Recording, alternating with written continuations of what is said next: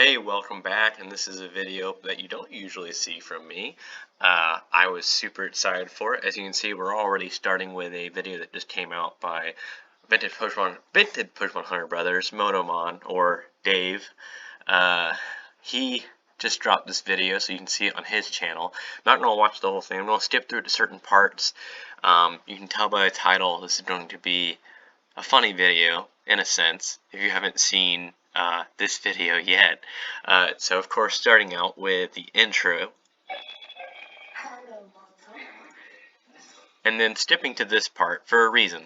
So as you can tell by the title, we're going to go ahead and talk about Dave from Motomon's butt theory on the recent things involving Logan Paul and this gigantic $3.5 million Pokemon purchase. So let's go ahead and let's just dive into Dave's here, as he calls it, butt theory. All this stuff, pulling all this stuff on my butt right now, so this is just absolutely wild.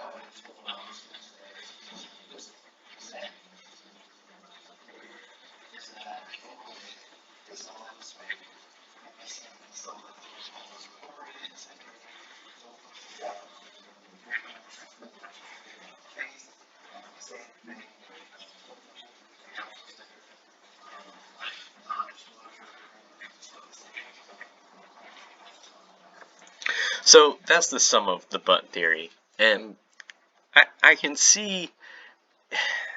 I just know Dave is a much nicer guy than I am. He isn't as cynical as me, and I have actually watched recently, not all of Logan Paul's videos, but every now and then some of his stuff pops up for me, and there's been some interesting things that I've been starting to notice, and I think this just adds to it.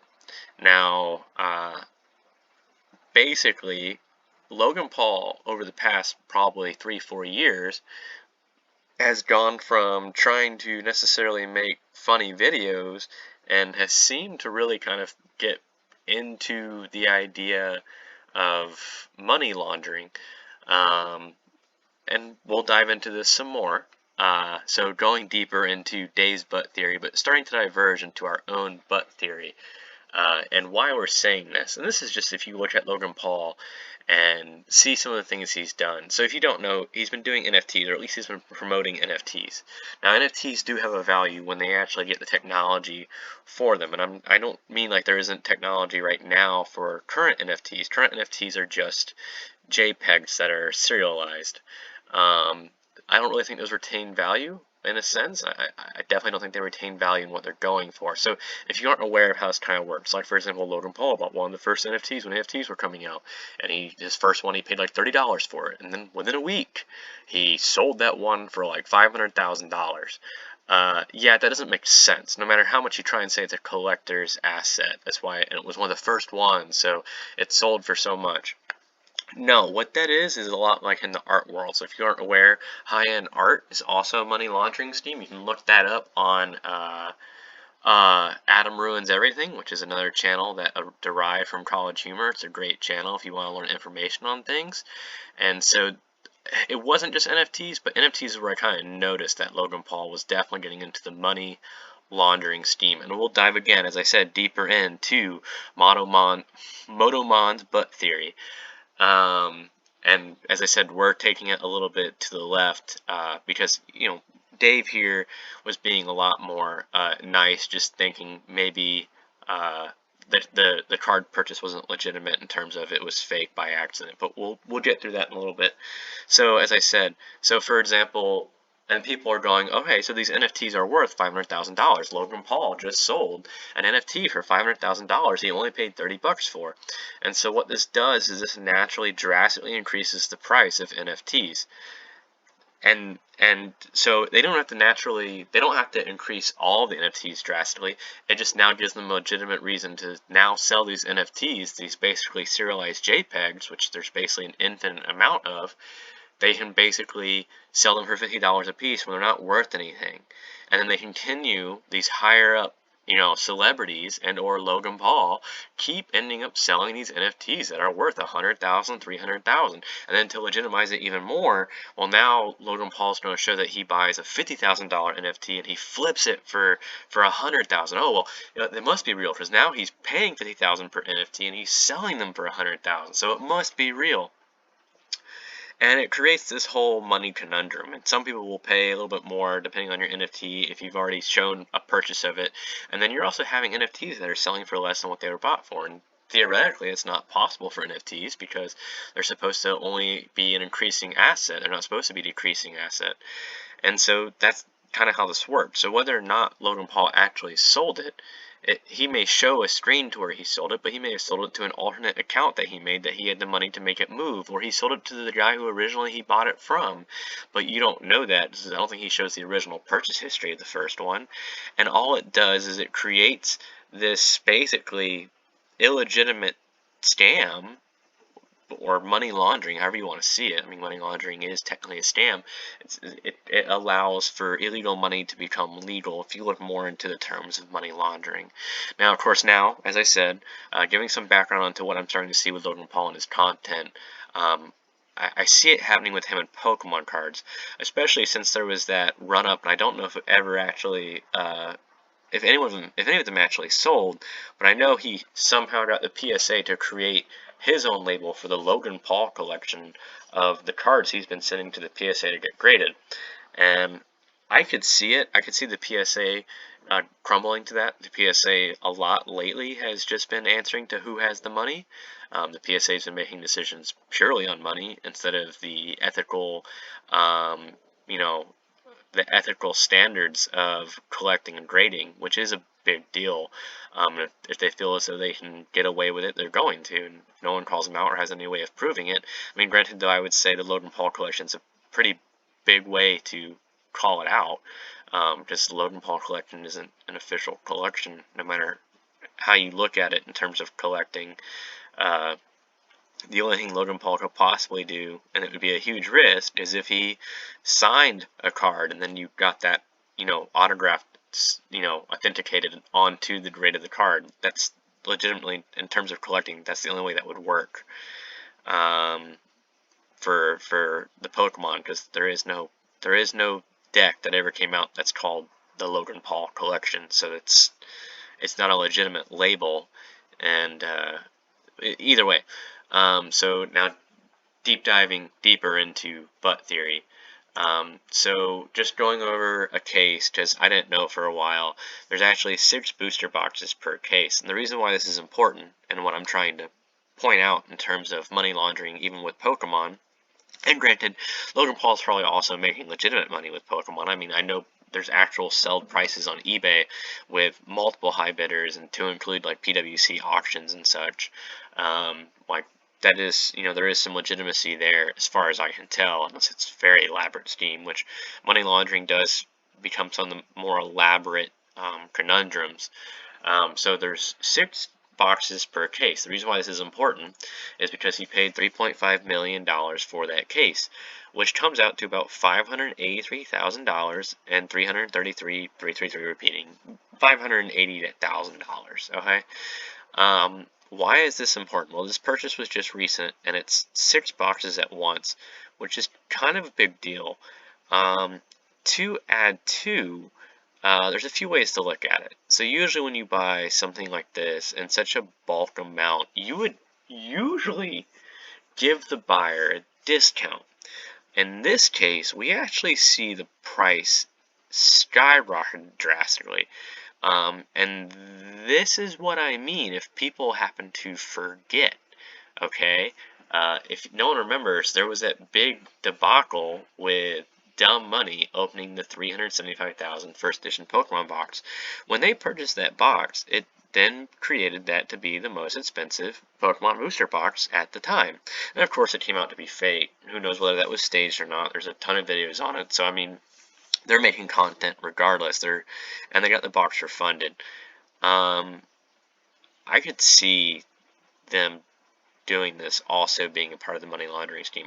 I think everything goes a little bit further. And here's, again, why I say money laundering, even in Pokemon, and even more so with butt theory by Dave, or a more cynical version of butt theory. This is my cynical version of butt theory that I said I'd release videos on, and I have more videos on what we'll call butt theory 2.0 for Logan Paul, or we can call this butt theory 2.0. Dave's got original butt theory 1.0, and I really hope Dave is laughing his ass off every time I say butt theory. Let's just make that the hashtag trend for Logan Paul money laundering. Here's how it works, right? We get back to exactly as I said with the NFTs. I can't remember what the selling price was for the most recent first edition Pokemon box that was legitimate before this, but I want to say about 3 months before this it was $250,000. That's a significant jump in price. It's $125,000 more. And then of course it comes out to be fake. Why is this important, and why does this correlate with what Dave is saying in terms of butt theory for all of a sudden we're not hearing anything about the deal? Well, whether or not the deal was real or fake, it validates the price point as long as it seems like everything was genuinely done. If it comes out to be fake, it still shows that Logan Paul was, air quotes, willing to pay $580,000 per one of these Pokemon box cases, which is nearly double the cost of one that was fake, and this one is $125,000 higher than the one that was previously legitimately sold before it. So I think this was a start of a spur off to increase the price. And then I think by taking it even bigger and doing a 6-box, 1-case purchase, which becomes easier to fake because of how the box is set up with it being a case, and it's easier to fake that, then it once again now increases the actual price of these real boxes. Now people can say, oh, well, my first edition booster box is now worth $580,000 because that's what they were willing to pay for 6 of them. So technically, it's worth $600,000 because this should have been a discounted rate in a sense because it's 6 at once. And I think we've been seeing this spur ever since Pokemon started to have a build-up. And I think maybe it also kind of spawned from collector industry going up due to people being stuck in their houses. And then I think money laundering folks and semi-celebrities saw a way to jump in on this, get some views, increase the value of things, and also exploit money laundering schemes. And I think this is one of the bigger starts of it. I think the $250,000 sale was legitimate. I think once we started hitting this, where we had a $125,000 increase, wasn't fully justified, and I definitely don't think a near double the price for 6 at once was a justified increase. And more so here, here's someone that's been into the industry for a while. This is Danny Fantub, and he's been doing some Pokemon videos, and he also just recently released something, and this isn't related to Logan Paul per se. This is just related to most pricing in the market for Pokemon. So let's go ahead and watch this real quick, just to kind of again show that I'm not crazy.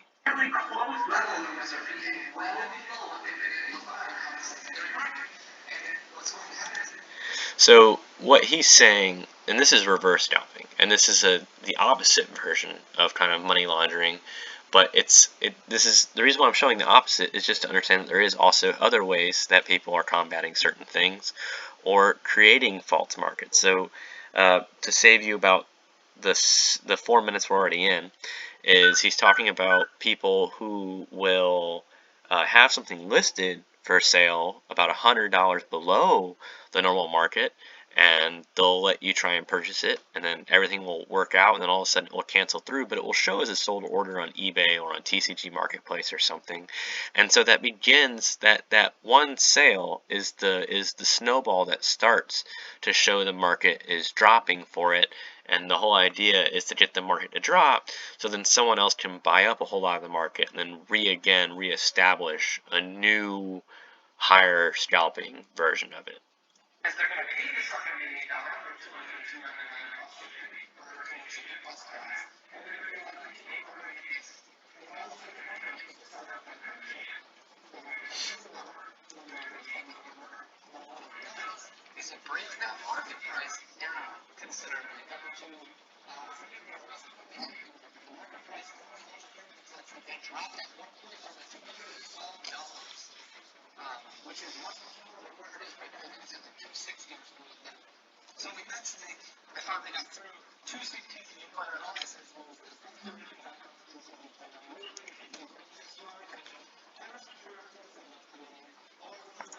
Essentially, to save you up that quick read up, there's really nothing that the programs that allow you to sell, programs or websites, whatever you want to call it, allow you to sell really can't do anything legally in terms of people canceling sales.